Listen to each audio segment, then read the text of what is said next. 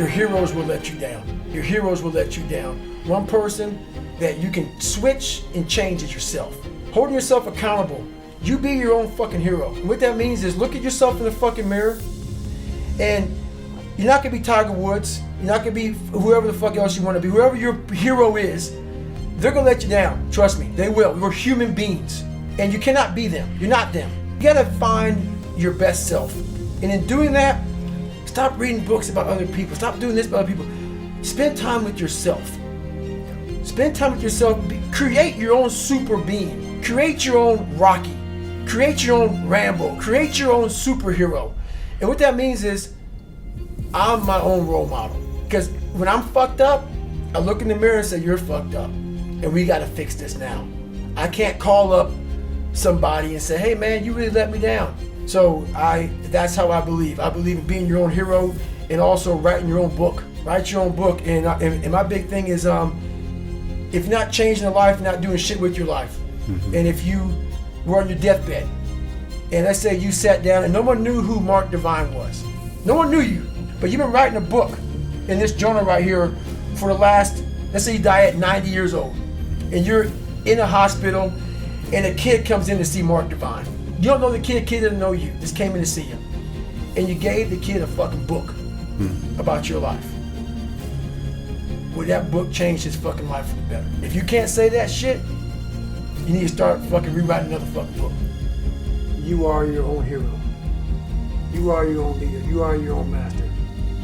And that is a big one because we idolize so many people and we want to be them. We want to be someone else. And in doing that, you lose all the potential of who you are. You mimic, you be them, you are them, you become them, and you lose you. And we look up to so many people in this world who will let us down. We're humans. I'm gonna let you down. You're gonna let somebody down. And you put them on a pedestal, you then lose time when that person comes up and lets you down. You must hold yourself accountable and being your own hero, that's what that does. You make yourself so totally accountable for who you are. You focus on you and only on you to become the best person you could be for others. Because we leave a lot on the table, not searching who we are. And then therefore, you die not knowing your greatest potential. You have to make a list of the things that you don't like to do. This list should be very long. If you don't like making calls, the very first thing you should do is start making a shit ton of fucking calls. Because why? That begins to own you. Yes. You start to drive yourself this way versus this way. Yes. But you'll figure out, if you start making a whole bunch of fucking calls, if you like calling, call a lot. Yeah. Guess what happens? You get over it. So what we do a lot is, I heard a lot of people say, triple down on this, triple down on most of your strength. Yeah. No. That works for a lot of things, but when you're afraid and you don't have the courage, you have to triple down on your weaknesses and make that become where you start to guide yourself. Okay, I don't like calling. Today I'm making 100 calls. Yeah. I'm gonna dial 100 times. When I was younger, life and society made this big world with all these endless fucking possibilities. Endless possibilities. My life made my possibilities this fucking big. Yeah. Because it made me afraid of all these different things. So all this stuff trapped my mind, it shackled my brain, it made me a prisoner within my own self, saying, this is all I can do. Because why? I'm afraid of this, I'm insecure over here, I got self-doubt over here, that behind me, good Lord, who knows what's behind me? I'm not gonna look behind me.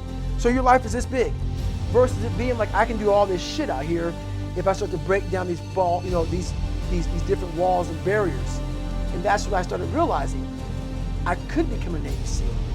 I could become this, but I was afraid of the water. Think about this. Why the fuck are you gonna go be a Navy SEAL when all you do is play in the water? And we don't play, we're in it and we're living in it. The ocean. You're swimming for That's miles. right, the ocean is unforgiving. Yep. So my mind is, I'm gonna go be a Navy SEAL. If I didn't face that fear, no one would ever know me. I was number 3 behind Michelle Obama for a long time until my book sold out. And I was a guy just 21 years ago who was 300 pounds, could barely read and write, and now I have a book just 2 spots behind Michelle Obama, just because I was afraid. But you overcome those fears, guess what happens? The whole world, you unlock this door and everything opens back up again. King Arthur and his knights are all sitting around a round table, which implies that they're of equal stature, essentially. And they go off to look for the Holy Grail, which is the container of that which redeems. It's something like that. But of course, who the hell knows where to look for the Holy Grail? So each of the knights decides to enter the forest at the point that looks darkest to him. Right, and that's a hell of a story, because first of all, it shows that courage is the first requirement, right? Because you look for what's darkest and you go in there.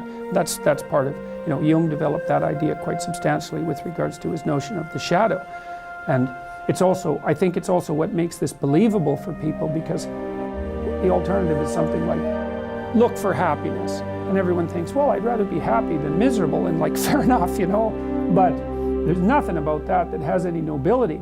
And it's not believable. No one believes that, because everyone knows that life is bounded by tragedy and that malevolence abounds. Everyone knows that.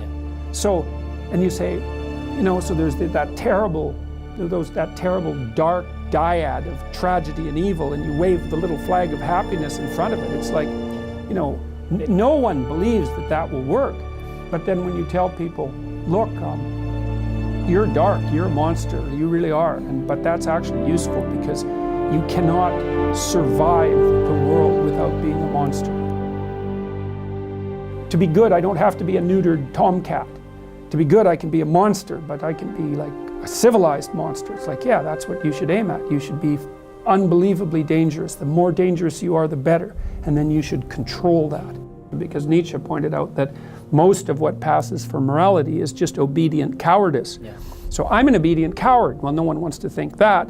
So they say, well, no, I'm not an obedient coward. I'm a good person because I don't break any rules. It's like, no, you're not. You're an obedient coward, and you're too afraid to break the rules. That doesn't make you good. It also accounts for why the dark hero, the anti-hero, is so popular in cinematic representations in particular, because people go and watch the mafia hitmen and guys like that, and there's a dark part of them that thinks, wow, those guys are really cool. Like movies like Quentin Tarantino's movies, where the hitmen are wisecracking and they're tough and they can handle everything, and you think, well, these guys are psychopathic criminals. Why are people looking up to them? It's because, well, you're not moral if you're just harmless. And the question is, well, what's the antidote to being harmless? And the antidote to that is to open up that doorway into the shadow, and then you could become that, right? There's that gleeful, predatory victory that's part of that. I read this interesting commentary a little while ago on a statement by Christ in the New Testament, and the statement generally interpreted is that the meek shall inherit the earth, but I was looking up the multiple translations of the word meek, and meek is actually derived from a Greek word, of course, because the Bible, at least some of the original forms of the Bible, were in Greek, and that word didn't exactly mean meek. It meant something like those who have weapons and the ability to use them, but determined to keep them sheathed, will inherit the world. And that means that people who are capable of force, let's say, but decide not to use it, are in the proper moral position. And part of spiritual development is to recognize the satanic tendencies that characterize you, and to fully wrestle with them and to integrate them. That's the thing. It's not so much to cast them away, it's to transmute them. And you can see the difference between people who've done that and people who haven't, at least to some degree, because people who haven't integrated the shadow at all are naive. And you can tell that when you look at them, and you can tell that when you talk to them. And because they're naive, they're often resentful as well, because they get taken advantage of.